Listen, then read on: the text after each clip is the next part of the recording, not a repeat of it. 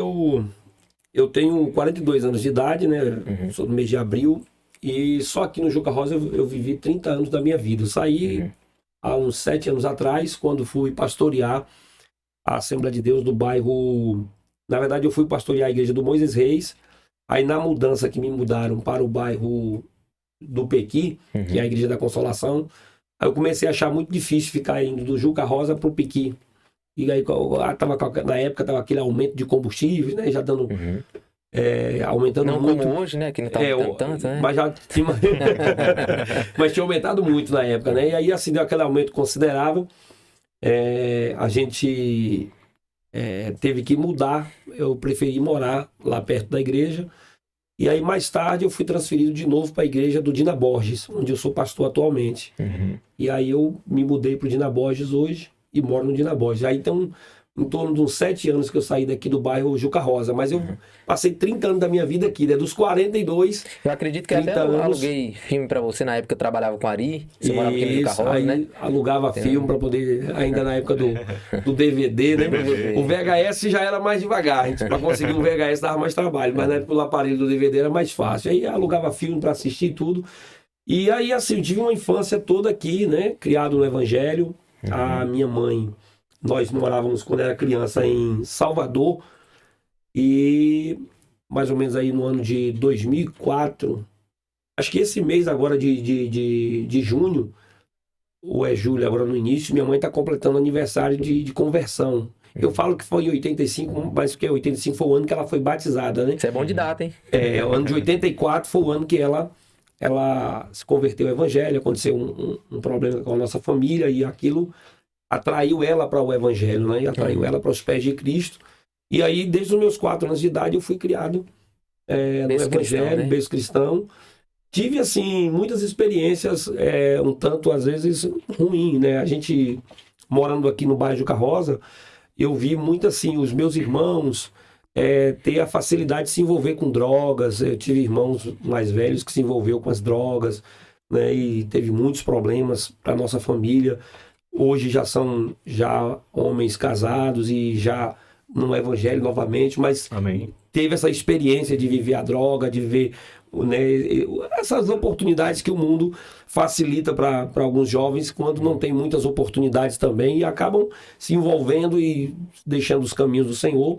E eu tive assim, a experiência de estar quase com um pé lá e outro cá, meio que, né, balançando também. Questão de Era balada, irmãos... de experimentar drogas? Não, também? eu não cheguei a me envolver diretamente assim, em experimentar as drogas, mas a influência dos meus irmãos pra gente era muito grande. Éramos mais velhos, a gente saía junto, andava junto e convivia junto.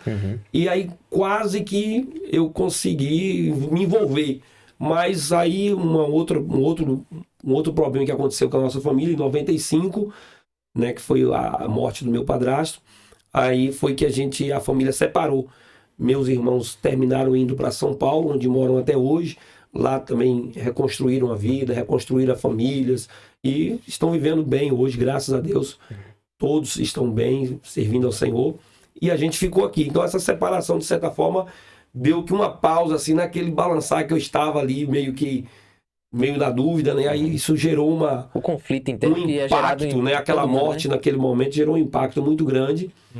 A gente era pessoas muito pobres e as necessidades eram muito ali do cotidiano, passando muitos perrengues mesmo, né? E aí quando aconteceu aquilo ali gerou um choque de realidade. Eu era o mais velho da minha mãe, tinha 15 anos de idade, e aí a gente percebeu que agora a gente tinha que começar a se virar, né? Começar a dar conta da vida e começar a trabalhar e tentar fazer alguma coisa, levar a vida um pouco mais a sério, né? Tinha um pai que respondia por tudo, mas agora já não tinha mais. Agora tinha que cuidar da vida. E aí, vamos crescer. E aí, me batizei logo nas águas em 96, em janeiro de 96, dia 21 de janeiro de 96. O ano que eu nasci. Desci. É o ano que você nasceu. Então eu tô velho. Queixando presente? Tá não. Já tá queixando presente. Então, assim, aí me batizei nas águas e logo assim, aos 16 anos, aí começou já o processo de envolvimento com a igreja, né? Porque o meu padrasto, ele era um homem muito ativo, pregava na igreja e tudo, pregava o evangelho. E assim, aquilo ali, de certa forma, chocou a nossa vida com a ausência dele, mas ao mesmo tempo deixou um certo legado que inspirou a gente a continuar, exemplo, né? Um bom exemplo, a continuar na presença do Senhor, servindo a Ele, né? E essa questão de se tornar pastor, é algo que, tipo, você foi batizado ali, o pessoal ficava falando, não, faz o curso de teologia, você vai ser pastor. Tinha muito essa influência, assim, das pessoas da igreja ou tem alguma pessoa específica? Na verdade, a princípio, eu era um pouco contra a teologia. Eu achava que a teologia, ó, pra você ter ideia, né? Eu achava que a teologia, ela prejudicava as pessoas espiritualmente, deixava a pessoa frio, né? A letra mata, o espírito vivifica, a interpretação errada do texto, então eu aplicava aquilo ali. E aí, assim, só que uma das coisas que me marcou muito foi que quando meu padrasto ele foi a Cuiabá, e lá ele comprou um disco, e esse disco era do pastor Bernardo Johnson, que é um pastor muito conhecido na Assembleia de Deus, um pastor muito famoso, já está na eternidade, acho que morreu em 95. E meu padrasto comprou esse disco e trouxe para casa. Então, assim, a gente quase não tinha pregação na época, e o pastor Bernardo Johnson tinha, e o tema do disco é Deus tem uma palavra para você. E ele pregando ali cerca de uns 30 minutos, né, 15 minutos de cada lado do disco, terminava, virava. E eu comecei a ouvir muito aquilo ali. Aquilo ali me influenciou muito, né, a sabedoria dele em pregar e tudo, aquela mensagem avivada, tal, no estilo pentecostal, né, estilo assembleiano. Então aquilo ali me impactou muito. E a partir dali fui buscar outras opções, outros pregadores, outras inspirações.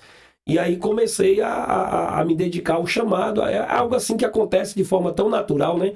As responsabilidades vão vindo, você recebe a oportunidade, a igreja diz, eu vejo que você está precisando dar aula para os jovens.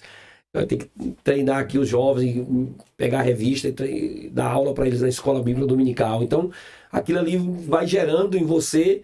Daqui a pouco você vai pregar no culto dos jovens. E aí você vai lá e dá uma palavra para os jovens. E aí daqui a pouco alguém diz, gostei de sua mensagem. Você vai pregar na outra congregação lá também. O pessoal quer te convidar. Então isso foi gerando, né, todo esses convites que foi gerando, né? E aí o pessoal vai convidando e a gente foi crescendo na igreja, né, como diácono, presbítero, evangelista, pastor. Então isso foi gerando um crescimento espiritual que hoje a gente está onde está, né? Que maravilha.